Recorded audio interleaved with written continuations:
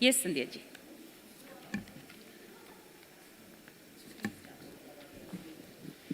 To the dais. Yes, please.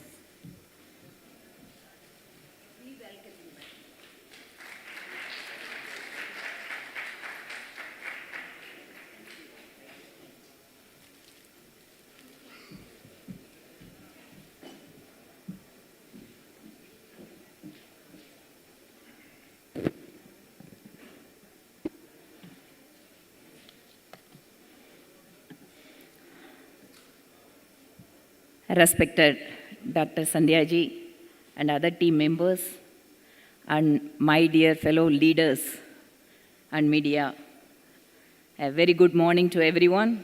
Vanakkam, Namaskar. As a woman of this state, the holy land of Tamil Nadu, I welcome you all for this important meet. When we talk about women empowerment, the state has seen, witnessed, and experienced the same from our historical days. To name a few, Andal, Tamil poet, a known face of devotion and divinity, in whose name a huge sacred temple is situated in South Tamil Nadu. Avvayar, she is also a great Tamil poet, a great Tamil scholar, whose one-line face is taught in schools of Tamil Nadu to imbibe values, who lived in Sangam era, it is more than 1,000 years ago. Velu Nachiyar, a widowed queen who defeated the powerful British army about 300 years ago in South Tamil Nadu of Sivaganga district, who ruled her till her last days. We draw our inspiration from them. So once again, I welcome you all on behalf of this state. It is having a very great culture, and also the language Tamil is an ancient language of the world. It is a mother of all the languages. These are all the few great women personalities I told you, and even during our freedom struggle, the Tamil Nadu women who have contributed significantly for the freedom movement. Grassroots leadership is what we are going to discuss today, lies at the heart of democracy. It is the embodiment of the people's will, their aspirations, and their hopes for a better future. Throughout my journey as a student activist and a member of the BJP, it is the world's largest political party, I have witnessed the power of grassroots leadership and the transformative impact it can have on communities. It is a belief and my understanding that leadership is not defined by titles or positions, but by actions and the ability to connect with the people we serve. It is about being present in the lives of the people we serve, listening to their concern and acting upon them. Through countless interactions and community engagements, I have gained insights into the challenges faced by ordinary citizens and have strived to bring their voices to the forefront of policy making, and also being the public representative, an MLA from a Coimbatore constituency. Our engagements are giving us a very good understanding about for helping us in the policy making. But let us not forget the challenges faced by women in politics particularly. Challenges that extend beyond party lines and in all workplaces. Breaking the glass ceiling is an ongoing struggle that requires courage, resilience, and unwavering determination. We encounter many times harsh scrutiny, gender biases, and societal expectation that limit our progress. However, I stand before you today as a testament to the fact that barriers can be overcome. As a woman from a rural village who has started the public life at the age of 17 as a student in ABVP and being appointed as a national president of the world's largest political party, I feel that this itself is a testament for a grassroots level leadership. For any women at the grassroots level, education, healthcare, and basic needs are always a challenge. The resource crunch makes women dependent and less confident and limits their exposure, which does not allow them to reach their potential. However, in the last 9 years, due to our Honorable Modi ji and his government policies, the basic needs of women have been getting fulfilled. Our Indian government has built 11 crore toilets within 9 years and provided more than 9 crore gas connections across the country. What importantly I would like to share, that within a time frame, whether it is opening of a bank account for a woman and also bring them into the financial inclusion, and without spending an extra pie from the government exchequer, this is a great advantage that we are having. And apart from that, the gas connections, it is not only saving the time for cooking, and also it is making lot of impact in the health aspect of a woman. As a result, the living standards of a women have improved, which allows women to use their time and energy to reach after their dreams. One important thing that I would like to share with you. Under Awas Yojana, that is a housing for all scheme, the government is supporting to get their Pakka houses for the poor household. And the government is encouraging and insisting the house should be in the name of a woman.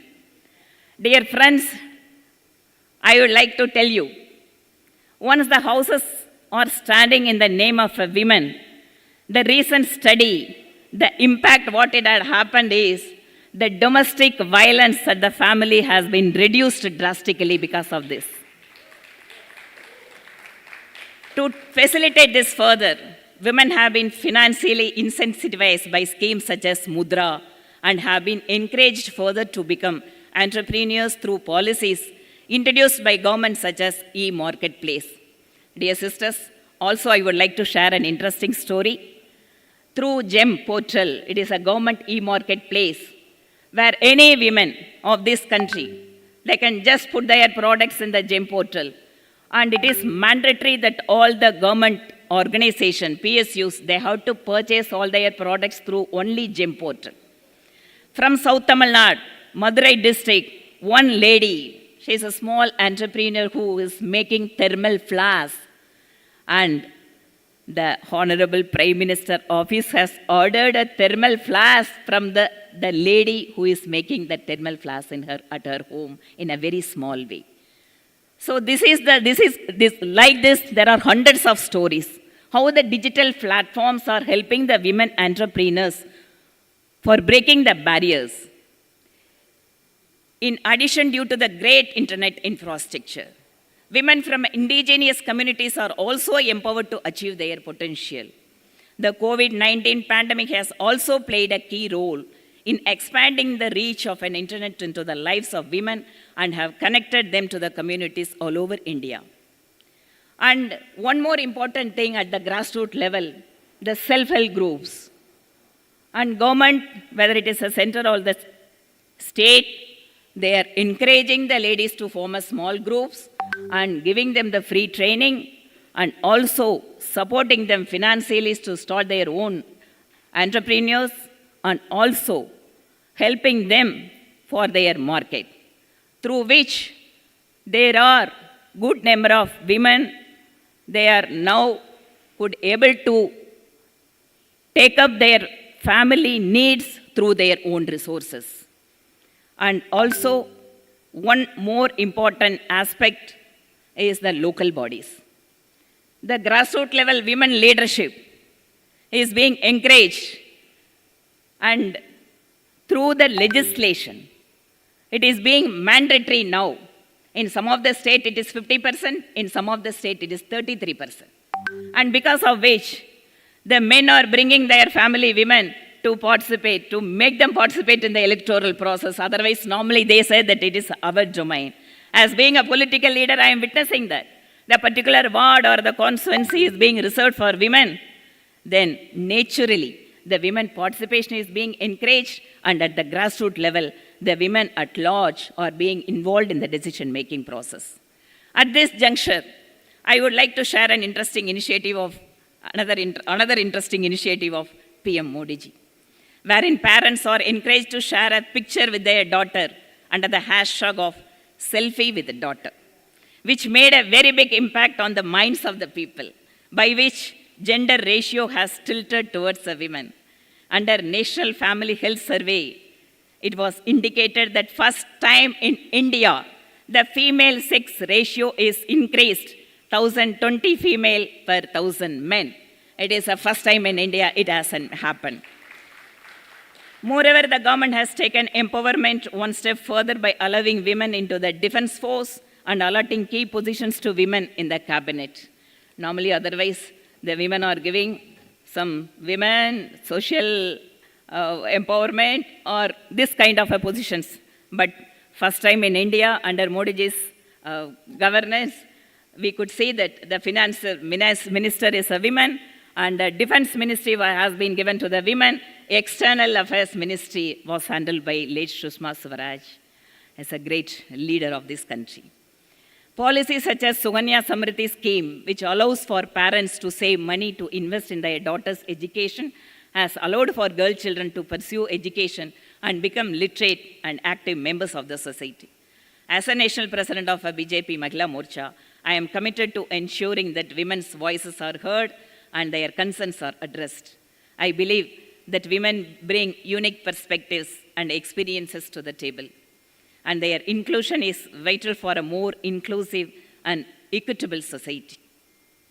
Through initiatives, policy advocacy, and grassroots outreach, we will work towards breaking down the barriers that hinder women's progress and enable them to take up leadership roles in politics and beyond. Breaking the glass ceiling is not a solitary endeavor. It requires collective efforts from both women and men who believe in the principles of gender equality and inclusivity. We need male allies too, who recognize the importance of women representation in politics and are willing to challenge the systemic barriers that hinder their progress. Together, we can create a society where merit, talent, and dedication are driving forces behind success rather than gender. In conclusion, my fellow leaders, let us celebrate the power of grassroots leadership and its potential to effect a meaningful change. By empowering women, by recognizing their potential, we create a stronger democracy, one that truly represents the aspiration and concerns of all its citizens. Let us amplify the voice of a women, encourage their participation in every sphere of socio-political and economic activities. With this, I conclude my speech. Thank you so much. Jai Hind.